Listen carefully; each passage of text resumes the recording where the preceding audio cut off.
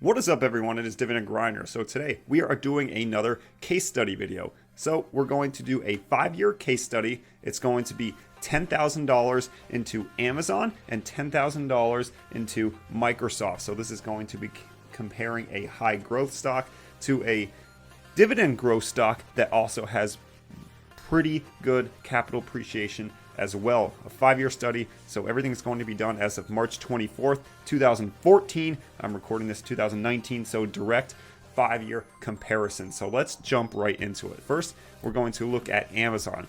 So you get $10,000 worth.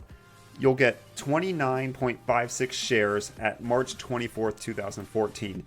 At that time, Amazon, the share price was $338.29. Amazon obviously does not pay any dividends, and the share price as of today, it would have been as of Friday market close because it's a weekend, it's not open obviously, but $1,571.68. So what does that come down to? So if you never sold any shares or anything, you just bought it on March 24, 2014, and you're holding it right now, nothing else changed, your total equity would be $46,459, leaving you capital appreciation of $36,459.54. That leaves a gain of 364%. Obviously, no one is going to complain about that. That's an absolute fantastic gain. But on the same token, you haven't received any dividends. You don't know if you'll ever get any dividends in the future. So that being said, let's look at Microsoft. So Microsoft is a little bit more interesting because it pays dividends and it also grew. Just FYI before I switch, so you can see the chart from Yahoo Finance, and that arrow is where we purchased it. So you can see the chart for Amazon, quite impressive. You'll also see that chart on Microsoft. So here it is. This is the entry point that we made on March 24, 2014. You can see it has also grown quite nicely. The chart is very vertical, which is what you want to see when you purchase a stock. But nonetheless, Microsoft, $10,000 cost basis. You will get 248 shares on March 24, 2014. At that time, the share price of Microsoft was $40.30. So obviously Microsoft pays a dividend, and I went ahead and made a calculation for a DRIP being developed for the Microsoft. So we're going to say that you bought all the shares at March 24th and that you went ahead and entered them into a DRIP program, a dividend reinvestment program. And you just let the shares buy themselves from the dividend that they received. You know what I'm getting at. I'm a little tongue-tied, but you know what I'm saying. So on the dividend calculation tab here, you can see how I've done it. So you started off with that $248.13. You received a dividend of 28 cents per share on the May 14th style. You get $69 in dividends received from that dividend from your shares. And at that time, when you received the dividend, the DRIP price, or the price of Microsoft when you received the dividend income, was $39.83. And then calculated that into August of 2014, the next one. So it just takes your previous shares, and then it takes the dividends received divided by the share price at the time. So you would have received roughly 1.7, 1.8 shares from that dividend, and so on and so forth. So I had to calculate the DRIP price at that single time, and then see how the dividend has been increasing. So I had to track down what the dividend was at that time. Very consistent lately. They've been increasing their dividend anywhere from 3 to 4 cents every single year has Microsoft. They pay quarterly, so not bad. So what does that equate to? So if we go back to our Microsoft tab, so total dividends received, you would have received $1,963 in dividends alone. And in 2014, you would have missed a February payment. So starting in 2015 and going to 2018, you would have had full years of dividend payments. So as you can see, from you not putting any more money into it, you're just letting the dividends reinvest into the stock itself. You go from $330 to $472 in 2018, and they increased the price again in 2019, so it's going to be even higher then. So the dividend percentage increase from the time of purchase.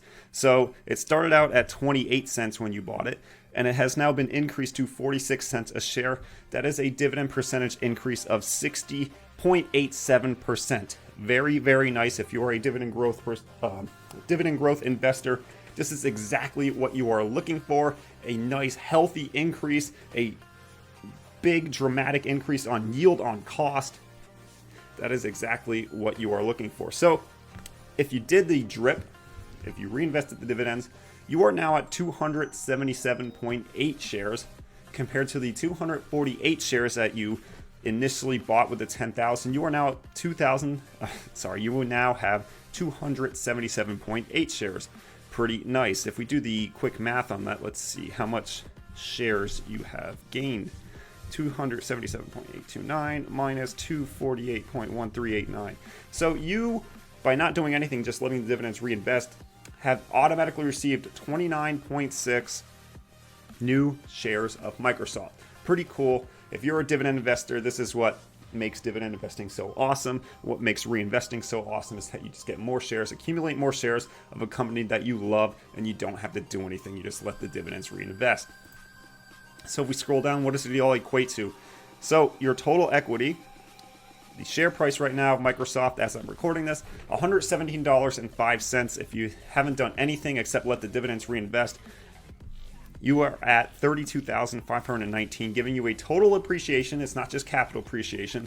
So this is the capital appreciation plus reinvesting the dividends. So you have received a total appreciation of $22,519. And that is a total gain of 225%. Obviously, no one's going to complain about that. So a 225% total gain on Microsoft and a 364% gain on Amazon. So you would say right off the bat, well, okay, the percentage gain on Amazon is obviously higher. The dividends didn't matter at all. And one thing you have to keep in mind is that Amazon has been, one of the best accelerated growth stocks. So, keep that in mind. But Microsoft has had its fair share of capital appreciation as well, as you can see, going from 40 to 117. I also wanted to compare two stocks that didn't have any stock splits, complicated it at all. But here's the point in all of this.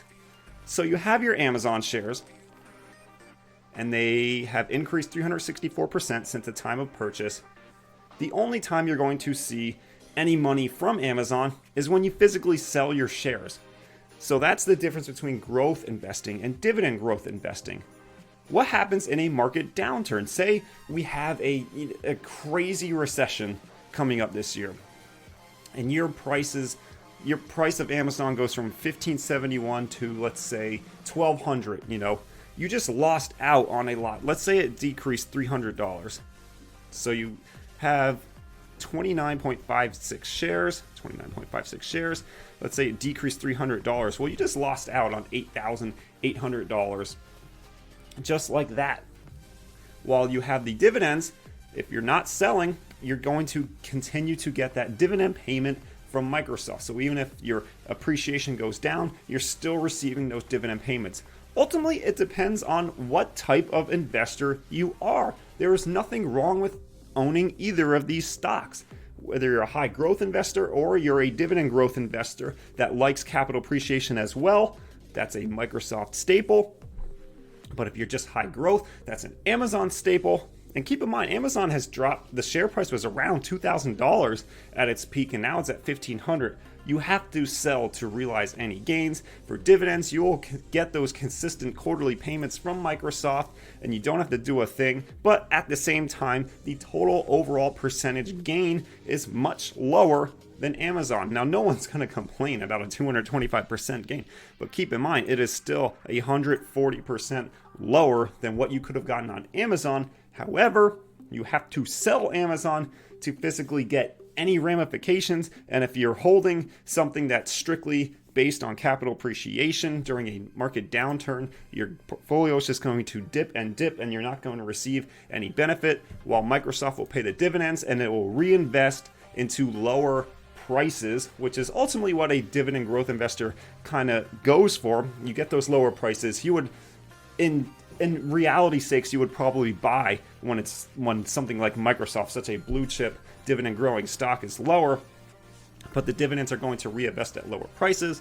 and then theoretically both stocks should shoot right up, and you'll own a lot more shares of Microsoft because the dividends have increased over time, and then you get more shares to buy at lower prices, so on and so forth. So what's the overall conclusion? It was just an interesting case study. It's, what do you actually prefer? Just straight up higher percent gains, or do you like the idea of just getting dividends along the way? You have to decide for yourself what type of investor you are.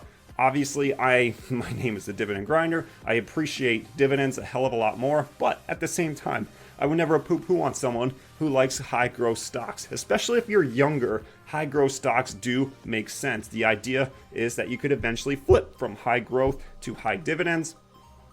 You get all of your capital through high growth stocks, and then once you're at a respectable capital, you put it into more blue chip stocks, get the dividends, and then it compounds a lot quicker because you gained a lot more capital from the high growth stocks.